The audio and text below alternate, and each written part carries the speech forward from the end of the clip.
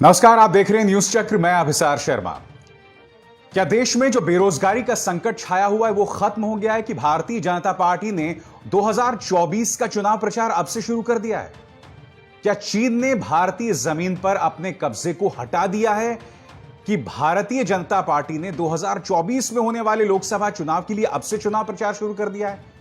क्या अर्थव्यवस्था वापस पटरी पर आ गई है कि बीजेपी ने 2024 के लिए अब से चुनावी प्रचार शुरू कर दिया है? मैं आपको क्या बता रहा हूं, यह मैं आपको कुछ देर में समझाऊंगा, मगर उससे पहले एक बहुत ही अहम खबर। आपको याद है देश की जनता को क्या कहा गया था जब चीन के साथ डोकलाम में भारतीय सैनिकों का 73 दिनों का संघर्ष चला था? तो भारतीय मीडिया के जरिए भारतीय जनता को यह बताया था बीजेपी सरकार ने कि हमने चीनी सैनिकों को पीछे खदेड़ दिया है। यह भारतीय सेना की जीत है और इसको लेकर बीजेपी सरकार ने लगातार सियासत की थी। वो बीजेपी सरकार जो 2013 में चीन को लाल आंख दिखाने की बात करती थी। अब जो खबर आई है ना दोस्तों, वो बहुत ही चौंकाने वाली है और वो मैं बाकायदा आपको प्रमाण के साथ बतलाऊंगा।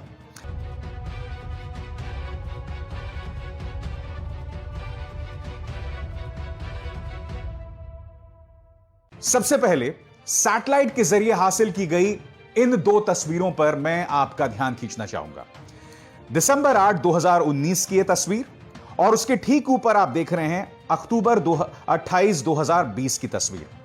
और सैटेलाइट के हवाले से ये जो तस्वीरें मिली हैं वो क्या कहती हैं वो नीचे लिखा हुआ है। डोकलाम में भूटान सीमा से 2.5 किलोमीटर की दूरी पर स्थित पंगड़ा गांव, जहां 8 दिसंबर 2019 और 28 अक्टूबर 2020 को निर्माण गतिविधियों से स्पष्ट सबूत मिले हैं। अब आप कहेंगे किस बात के निर्माण सबूत? तो मैं आपको बता दूं कि सैटेलाइट इमेजेस से यह पता चला है कि डोकलाम के अंदर चीन ने बाकायदा गांव खड़ा कर दिया है, गांव बसा लिया। यही नहीं दोस्तों, उसने 9 किलोमीटर लंबी एक सड़क भी बना ली है। उसका प्रमाण सैटेलाइट के जरिए मिली इस तस्वीर के जरिए जो आपकी स्क्रीन पर है।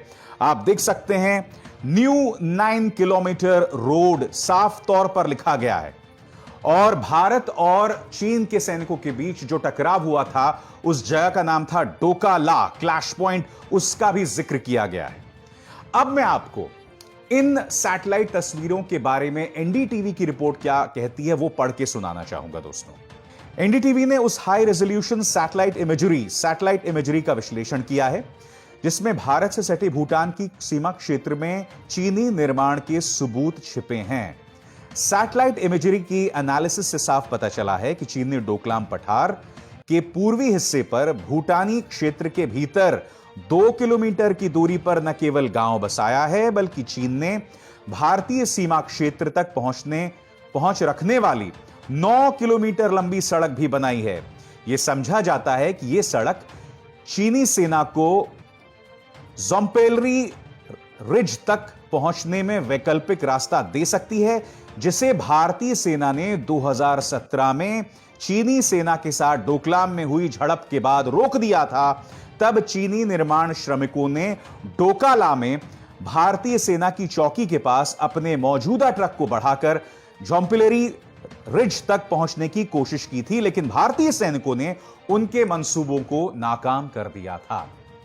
3 मैप्स मैंने आपको बताया, एक 2019 का जिसमें साफ तौर पर देखा जा सकता है कि कोई गांव नहीं बसाया गया है, फिर 2020 का ये मैप या सैटेलाइट इमेज जिसमें साफ तौर पर देखा जा सकता है कि गांव बसा दिया है चीन ने, और अब ये जिसमें ये दिख रहा है कि चीन जो है उसने 9 किलोमीटर लंबी सड़क बना ली है जिसके जरिए वो आसानी से भारत तक पहुंच सकता है।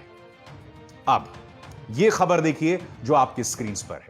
इस खबर के मुताबिक दोस्तों 2024 में जो लोकसभा चुनाव होने वाले हैं, बीजेपी अध्यक्ष जेपी नड्डा ने अब से उसकी तैयारी कर दी है। कार्यक्रम की शुरुआत में मैंने आपसे कुछ सवाल पूछे थे। क्या इन सवालों के जवाब बीजेपी के पास हैं?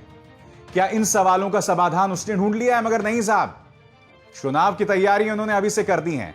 खबर क्या कहती है मैं पढ़ के आपको सुनाना चाहता हूं। बीजेपी ने अभी से साल 2024 के लोकसभा चुनाव की तैयारियां शुरू कर दी हैं। समाचार एजेंसी IANS की रिपोर्ट के मुताबिक इन्हीं तैयारियों को धार देने के लिए भाजपा अध्यक्ष जेपी नड्डा दिसंबर के पहले हफ्ते से देशव्यापी अभियान शुरू करने जा रहे हैं।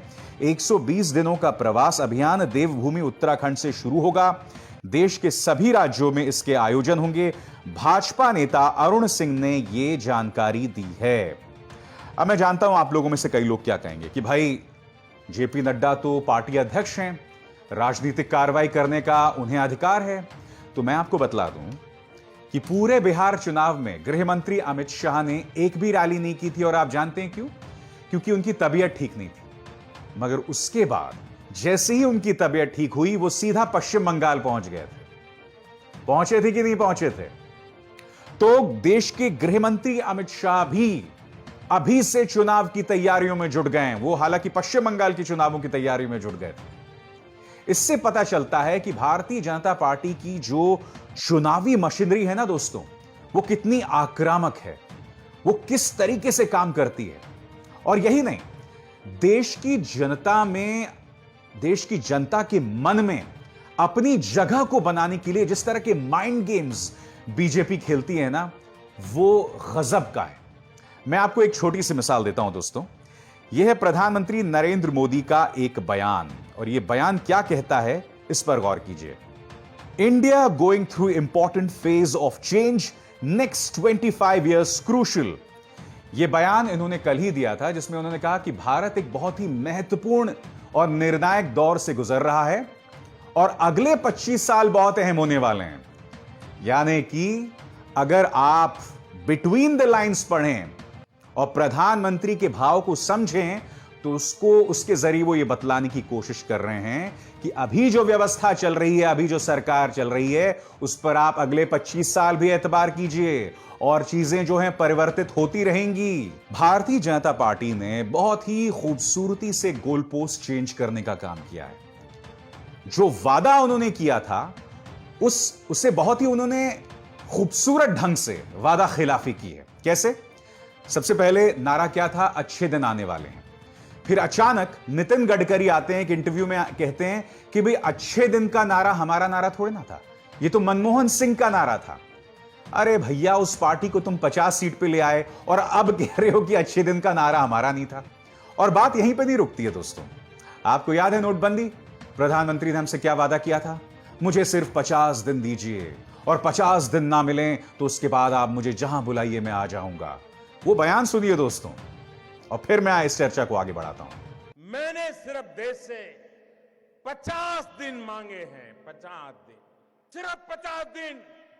30 दिसंबर के बाद मैं आपने जैसा हिंदुस्तान चाहा है वो देने का वादा करता हूं मेरे देश। तो देखा आपने, उस वक्त भी प्रधानमंत्री ने हमें यह वादा किया था कि 50 दिन में नोटबंदी से जुड़ी समस्याएं खत्म हो जाएंगी। मगर नोटबंदी का दंश आज भी हमारे बिजनेस हाउसेस, हमारे छोटे छोटे व्यापारी उसका सामना कर रहे हैं। बात यहां नहीं रुकती है। आपको याद है कोरोना को लेकर प्रधानमंत्री का क्या बयान आया था कि 21 दिन में सारा कुछ समाधान आ जाएगा, हम ठीक कर देंगे सब कुछ 21 दिन में। वो बयान सुनिए। साथियों, याद कीजिए, महाभारत का युद्ध 18 दिन में जीता गया था। आज कोरोना के खिलाफ जो युद्ध पूरा देश लड़ रहा है, उसमें 21 दिन लगने वाले हैं। वो दिन है और आज का दिन है। आज की तारीख में अब जबकि मैं आपसे बात कर रहा हूं तो दिल्ली में हालात बद से बदतर हो गए हैं। कल ही 121 लोग मारे गए हैं कोरोना संकट से। मुंबई के अंदर महाराष्ट्र के मुख्यमंत्री उद्धव ठाकरे ने कह दिया है कि अब जो कोरोना की लहर आने वाली है वो सुनामी से कम नहीं है। यानी कि भारत के दो बड़े शहर दिल्ली और मुंबई दोनों में हालात बेकाबू हैं। और हमें क्या वादा किया था? 21 दिन में हालात ठीक हो जाएंगे। मैं आपको क्यों बतलाने की कोशिश कर रहा हूं दोस्तों। भारतीय जनता पार्टी डिलीवर नहीं करती है, गवर्नेंस पर उसका ध्यान नहीं होता है, मगर प्रोपेगेंडा के जरिए वो अपनी सियासत बहुत खूबसूरती से खेलती है। अब आप कहेंगे हर राजनीतिक दल को खेलने का अधिकार है। बिल्कुल है, क्यों नहीं है। मगर आप सरकार चला रहे हैं, आपके हाथ में ताकत है, आपके हाथ में सत्ता है, और उससे भी बड़ी बात, आपने लोगों से वादा किया था, उस वादे का क्या हुआ? उस वादे को आप कैसे भूल गए? क्या यह सवाल उठना लाजमी नहीं है? और दूसरी तरफ मुख्य विपक्षी दल कांग्रेस की भी हालत देख लीजिए। इस तस्वीर में देखिए, राहुल गांधी इस वक्त अपनी मां सोनिया गांधी के साथ गोवा पहुंचे हैं। यह बताया जा रहा है कि कांग्रेस अध्यक्ष सोनिया गांधी की तबीयत ठीक नहीं है और अपनी मां के साथ राहुल गांधी गए। देखिए, इस पर मैं कोई टिप्पणी नहीं करूंगा क्योंकि बात मां की आ जाती है, और आप जानते हैं यह देश वो देश है जहां मां का दर्जा सबसे ऊपर होता है, और यह देश वो भी देश है जहां लोग अपनी मां को नोटबंदी की लाइन पर लगाकर उस पर सियासत करते हैं या मां के साथ फोटो खिंचवाते हैं। तो मां पर तो मैं टिप्पणी नहीं करूंगा दोस्तों, मगर कांग्रेस के अंदर क्या घमासान चल रहा है यह मैं आपको बतलाना चाहता हूं। आपकी स्क्रीन पर ये गुलाम नबी आजाद, कल इन्होंने एएनआई को इंटरव्यू दिया और क्या कहा आपकी स्क्रीन पर? चुनाव 5 सितारा होटलों से नहीं लड़े जाते। हमारे नेताओं के साथ दिक्कत क्या है, एक बार उन्हें पार्टी की टिकट मिल जाए तब वो 5 सितारा होटल में एक रूम बुक करवा लेते हैं और उसके बाद वो किसी भी ऐसी सड़क का रुख नहीं करते जो कच्ची हो या जहां खराब सड़क हो। हम चुनाव नहीं जीत सकते जब तक हम इस संस्कृति को ना बदलें। और आगे क्या कह रहे हैं गुलाम नबी आजाद, इस पर भी आपकी निगाह होनी चाहिए। वो कहते हैं, हम सबको इस बात की चिंता है कि बिहार और उपचुनावों में हमें हार का सामना करना पड़ा। मैं नेतृत्व को इसका दोष नहीं देता हूं, मगर हमारे लोगों का जमीन से जो कनेक्शन है वो टूट चुका है। हमें अपनी पार्टी से मोहब्बत करनी चाहिए, ये गुलाम नबी आजाद कह रहे हैं। यानी कि एक तरफ भारतीय जनता पार्टी जो है वो चुनाव प्रचार शुरू कर चुकी है और कांग्रेस के अंदर जूतम पैजार चल रही है। मसलन कांग्रेस के एक युवा नेता श्रीनिवास ने गुलाम नबी आजाद का कैसे जवाब दिया आपकी स्क्रीन पर। जिन वरिष्ठ नेताओं को मर्यादा की मिसाल पेश करते हुए संगठन की गरिमा रखना चाहिए, वो ही मर्यादाओं को तार तार करने में लगे हैं। लेकिन शहादतों और समर्पण के बल पर खड़ा हुआ यह संगठन कल भी मजबूत था, आज भी मजबूत है और कल भी मजबूत रहेगा। कांग्रेस पार्टी जिंदाबाद। ये कोई और नहीं दोस्तों, बल्कि कांग्रेस के एक युवा नेता किसके जवाब में बोल रहे हैं? ये जवाब दे रहे हैं गुलाम नबी आजाद का। मगर मैं आपको क्या बतलाने की कोशिश कर रहा हूं, एक तरफ हमारी सत्ता पार्टी है जो सिर्फ सियासत करती है, जिसकी सियासत भी ऐसी है जिसके जरिए लोगों को हिंदुओं और मुसलमानों में बांटा जाता है, हम में खाइयां पैदा की जाती हैं। और एक तरफ हमारी महान विपक्षी दल है, वहां किसी को होश ही नहीं है।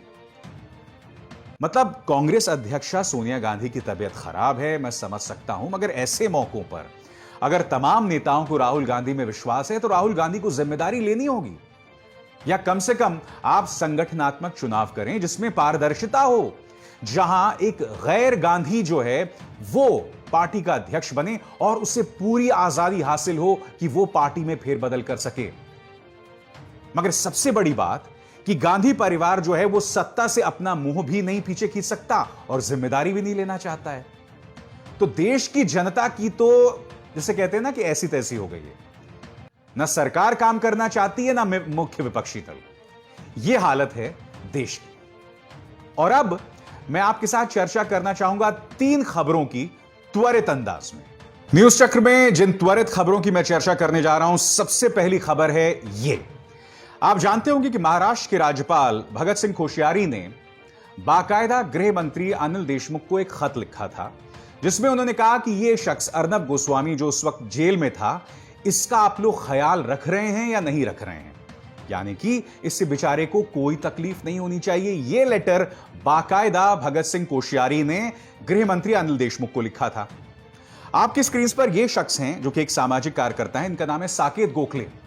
साकेत गोखले ने एक आरटीआई लगाया, यानी कि राइट टू इंफॉर्मेशन, सूचना के अधिकार के अंतर्गत उन्होंने एक खत लिखा जिसमें उन्होंने पूछा कि भगत सिंह कोश्यारी ने अर्नब गोस्वामी के बारे में जो पता किया कि वो जेल के अंदर ठीक हैं, उनको कोई तकलीफ तो नहीं हो रही है, क्या भगत सिंह कोश्यारी में जब से वो राज्यपाल बने हैं महाराष्ट्र की तमाम जेल्स में जो अंडर ट्रायल्स सड़ रहे हैं, कई बार जो बेकसूर लोग जेल में डाल दिए जाते हैं, क्या उनके बारे में उन्होंने आज तक एक भी खत लिखा है? तो आप जानते हैं क्या जवाब आया? 0। यानी कि राज्यपाल कोश्यारी ने अब तक महाराष्ट्र के अंदर अंडर ट्रायल्स जो बेचारे सड़ रहे हैं, कई मामलों में जो लोग बेकसूर हैं, उनके बारे में इन्होंने एक भी खत नहीं लिखा। मगर सरकारी चाटुकार अर्नब गोस्वामी के बारे में बाकायदा इन्होंने वक्त निकाला, अपना वक्त बर्बाद किया और महाराष्ट्र के गृह मंत्री अनिल देशमुख को खत भी लिखा। जय हो। अब इस दूसरी खबर पर आते हैं। आपके स्क्रीन पर ये हैं कॉमेडियन भारती। जैसे कि आप जानते हैं कि ड्रग्स के आरोप में इन्हें और इनके पति हर्ष को गिरफ्तार किया गया है। मैं आपसे एक सवाल पूछना चाहता हूं दोस्तों। मैं आपको दो चीजें दिखाऊंगा। सबसे पहले इस तस्वीर में देखिए, यहां भारती के आसपास भारतीय जनता पार्टी का गमछा देख सकते हैं और उनके साथ स्वर्गीय अरुण जेटली हैं। और अब यह वाली तस्वीर देखिए, हर्ष जो इनके पति हैं ना, इन्होंने प्रधानमंत्री नरेंद्र मोदी पर जो फिल्म बनी थी पीएम नरेंद्र मोदी, वो इसके राइटर थे। मैं आपसे सवाल पूछना चाहता हूं, अगर भारती ने इस तरह की तस्वीर राहुल गांधी के साथ खिंचवाई होती या फिर हर्ष जो हैं वो किसी तरह से कांग्रेस के साथ जुड़े होते, तो तमाम गोदी मीडिया चैनल्स जो हैं उसी तस्वीर को पूरे जोरदार तरीके से चलाते। मगर क्या आपने किसी भी मुख्य धारा की चैनल में भारती की इस तस्वीर को देखा, या किसी चैनल में इस बात की चर्चा होते हुए देखा कि हर्ष जो कि भारती के पति हैं, जिन्हें गिरफ्तार किया गया है, वो पीएम नरेंद्र मोदी के राइटर हुआ करते थे? नहीं ना। खैर, अब हम बात करना चाहेंगे न्यूज चक्र में आज की तीसरी त्वरित खबर की। आपके सामने यह है बीजेपी नेता कैलाश विजयवर्गीय का बयान। उन्होंने क्या कहा आपकी स्क्रीन पर। बीजेपी नेता ने कहा, पश्चिम बंगाल पुलिस को अगले विधानसभा चुनावों से दूर रखा जाए। यह बहुत अहम बयान है और इसका एनालिसिस मैं कुछ इस तरह से करना चाहूंगा, यानी कि दबे स्वर में जिस बात की चर्चा की जाती रही थी उसकी जमीन तैयार की जा रही है। यानी कि पश्चिम बंगाल में राष्ट्रपति शासन लगाने की जमीन तैयार की जा रही है। क्योंकि मैं आपसे पूछना चाहूंगा कि पश्चिम बंगाल की पुलिस पोलिंग बूथ से या विधानसभा चुनाव से दूर कैसे रहेगी? यह तब तक नहीं होगा जब तक पुलिस केंद्र सरकार के या राष्ट्रपति शासन के अंतर्गत ना आए। यानी कि जमीन यहां तैयार की गई है। मगर मैं कैलाश जी से कुछ और पूछना चाहता हूं। कैलाश जी, आप कह रहे हैं कि पश्चिम बंगाल पुलिस को अगले विधानसभा चुनावों से दूर रखा जाए। आपको किस बात का डर है? क्योंकि जब बिहार के चुनाव हुए थे तो कई स्वतंत्र जानकार और तेजस्वी यादव, आरजेडी के नेता, कांग्रेस के नेता लगातार कह रहे थे कि नीतीश कुमार ने बाकायदा प्रशासन का इस्तेमाल करके कम से कम 5 सीटों के चुनावों के नतीजों पर असर डाला है। तो यह शिकायत वो लोग वहां कर रहे थे। तो तब आप लोगों ने उसे सिरे से खारिज कर दिया था, यह कहते हुए कि जो हार जाता है वो इस तरह की बातें करता है। तो मैं आपसे कह रहा हूं कि जो तर्क आपने बिहार में लगाया, वो तर्क आप पश्चिम बंगाल में लगाने को तैयार क्यों नहीं हैं?